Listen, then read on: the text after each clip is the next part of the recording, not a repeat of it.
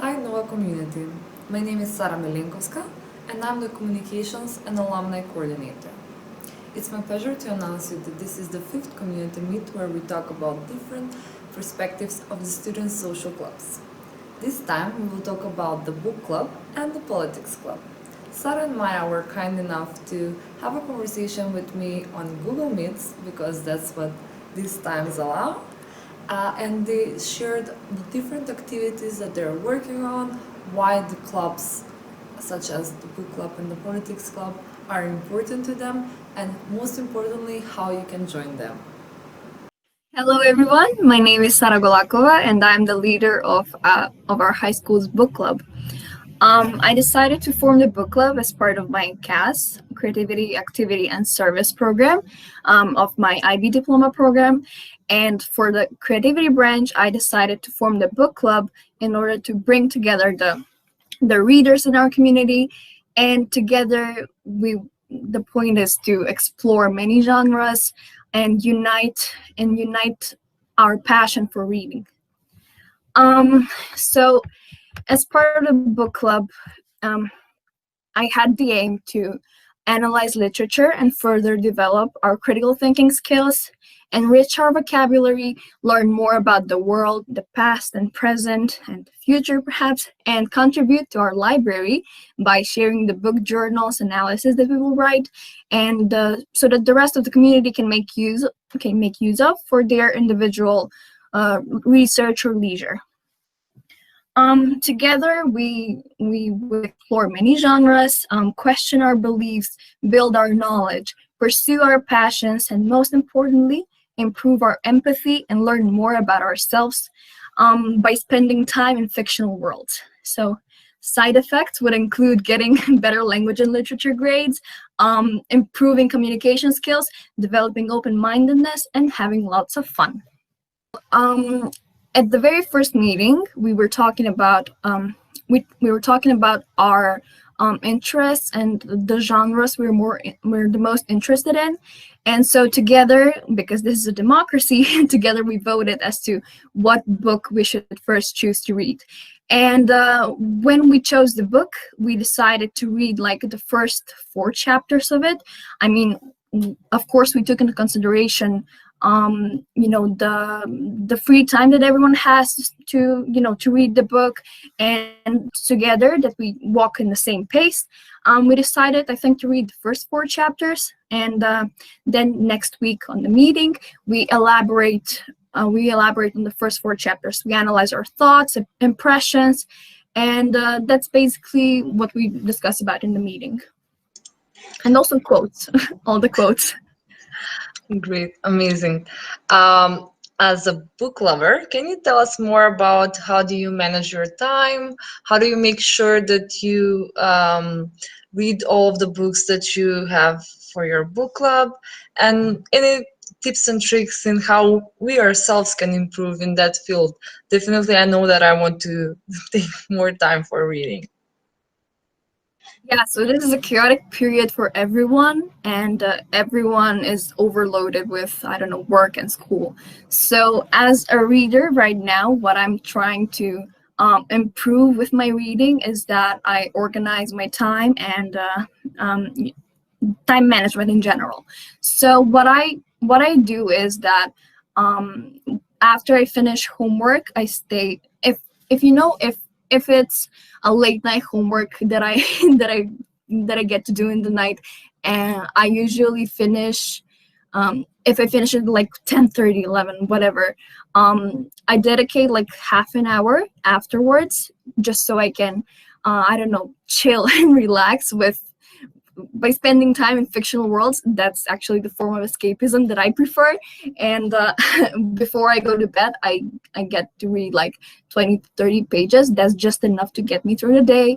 And it's also the time I dedicate for reading before I go to bed is what pushes me through the hard times. Like, really, if I get stuck on like hours and hours of assignments, I'm like, okay, after I finish this, I'll treat myself to like 50 pages of the book that I haven't touched in like a week. And it's actually, I think, a great motivation boost. Um, it's what matters the most is that you choose the books in your the books that you read in your free time, that you have to choose them so that they motivate you to read them and inspire you so that you can't get enough of them. So the biggest that's actually the aspect of biggest importance when you choose a book. So you have to learn what genres you want to read and what genres you enjoy the most, of course, so that you can never lose anything by reading a book, especially not time. You shouldn't waste time if you're reading a book. The book shouldn't be a disappointment. So that's what I would like. That's what I would, I don't know, suggest to everyone. You can just dedicate like 30 minutes of your day just to relax after school, after work, after completing the assignments. And most of the time, those, I don't know, 30, 50 pages that you read in a day are enough to get you through the day. And it has to be a book that you enjoy. As I said in the first meeting, we talked about our favorite genres, and most of us stated that our favorite genres are, I think, fantasy or just realism. So what we chose for the first book was Matilda by Mary Shelley. It's actually a Gothic novella. It's one of her less known works, and it's 100 pages or so. And it was actually I don't know, of all the Gothic books I've read, it was the most Gothic one. And I told everyone, guys, I found this book today and I downloaded it and I want to share it with you and what you think. And I think it will fit the mood because it's Mary Shelley, and the weather is really rainy and cloudy outside. It's autumn, so I think that this will fit the mood. And they were like amazed. And we talked about the plot of the book and everything and all the Gothic conventions. So the plot for Matilda, it actually it's scandalous. It describes the relationship between a daughter and a father. So the daughter, named Matilda, meets her father after 17 years, and then it gets scandalous. And with all the scandals that that pass, Matilda ends up living alone. And okay, I don't want to spoil anymore.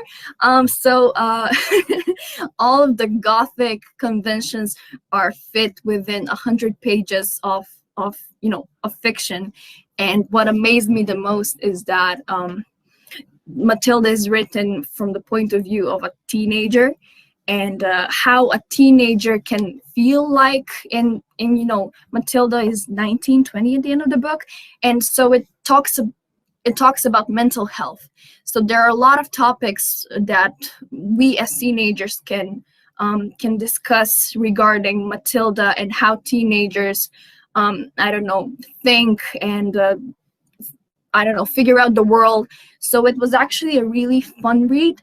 We also got back in time and and had a taste of living in a solitary cottage in the middle of England. And that's where Matilda lives. So it was a very fun read for everyone, although very creepy. I found it very, very creepy at most because I read it at midnight after homework. Yeah, everybody enjoyed Matilda, and my point is that we always choose books that fit our mood, collective mood. We vote on which book to read, and since I am most of all a mood-oriented reader, like I can't read a summer book that talks about summer adventures in winter, I tell everyone, guys, I'm not in the mood for this. What are you in the mood for? Let's choose together. And that's the most important part of choosing a book. What you're in the mood for, that's what you have to read. Oh, amazing. I'm glad that you mentioned that a lot of important topics come across in your discussions, especially like mental health and all the aspects and all the effects that it has on everybody. What are the other topics that you have discussed or you actually plan to discuss in future? And I also wanted to ask you a question: how can other people join these book clubs? So people can join the book club by just sending me an email and they're in. And I will send them the link and that's it. It's as simple as that. No papers required. Regarding all the topics that we've discussed so far, well, we haven't actually talked that much about all of the, I don't know, side topics that are being talked about in Matilda. We were focusing most on the Gothic conventions and the analysis of how Matilda is doing, and also the stylistic features such as allusions. There are many allusions in Matilda, and I was explaining everyone about biblical allusions, some other authors that she mentions and everything.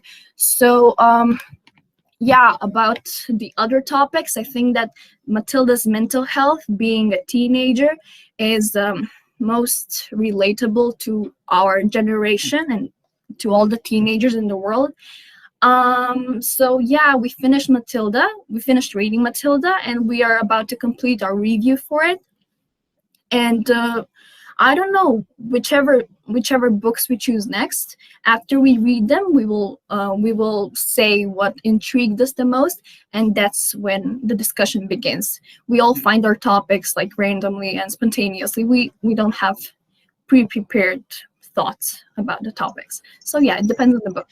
It's important to relax after a stressful day, and if reading helps you do it, if reading helps you relax, then you should absolutely make time for reading, and you won't regret it, because I assume you chose a book that you enjoy and that you don't want to stop reading.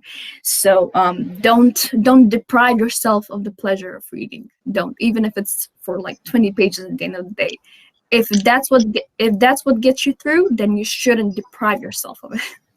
So, hello everyone. I'm Maya Tofilovska. I'm a grade 11 student in Nova International Schools. So, I'm the founder of the Talk Politics Club, and we're here to discuss it. So, basically, the Talk Politics Club is a club where students get to somewhat informally discuss about politics with their peers and learn more about it and express their opinion and learn about the different standpoints that people might have on political issues. I mean, since I'm a former AP Government and Politics student and a current IB Global Politics student, I've always been interested in politics and love talking about it. However, for students that aren't necessarily a part of those two classes or haven't reached the grade level to even be qualified for them, I saw that there's really no space for them to cultivate a love and a knowledge of politics. So I figured that making a student-led club where peers can discuss about this kind of subject and share their opinions would be quite a friendly way to introduce them to the topic of politics. Why have a politics club in our school? It's because, and why be interested in politics in general, is because politics has an impact on every aspect of our existence and every way in which we live our lives. So I think it's important to not only look at, let's just say, domestic politics, but also international politics, and see what the world around us, how the world around us organizes their lives and government.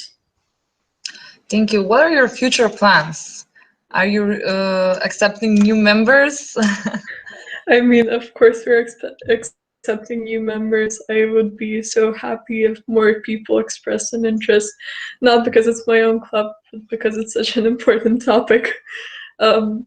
So for now, we have about 11 members, and keeping in mind that everyone may be busy at a certain time, and I'm not strict about that. Of course, every discussion is individual and they can join any time they want to or can.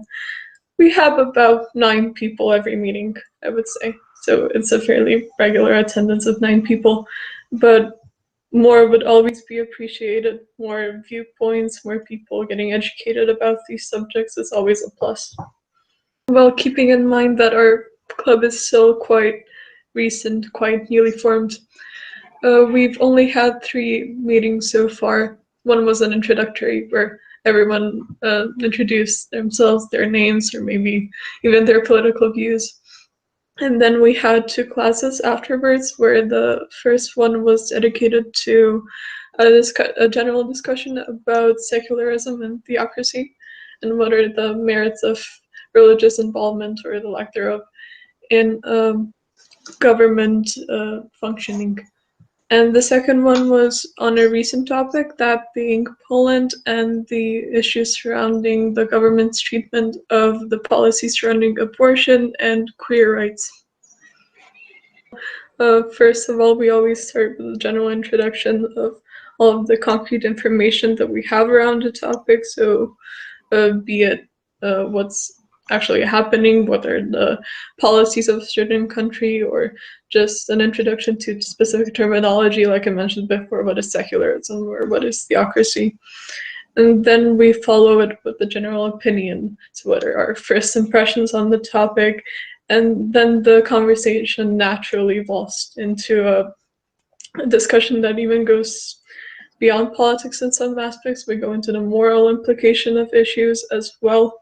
So, and in terms of speaking order, I mean, everyone will get the chance to speak, and it's a very important thing in our club that everyone gets to hear each other out and respect the time that each of us has allocated to them, which is not generally specific, but people generally know that they can't talk for that long. And if they do, I sort of take on a moderator role where I just gently remind them that I think you've expressed your point so far fully, and people also want to respond to it. And keeping in mind that I'm a moderator, I generally don't express my stance on the issue or respond, except in the end, maybe. So I don't impede on the discussion. Oh, definitely a nice way to summarize the whole discussion as the role of the moderator should be. So thank you so much for joining us and being the first one to break the ice, if I may say, and speaking about their club.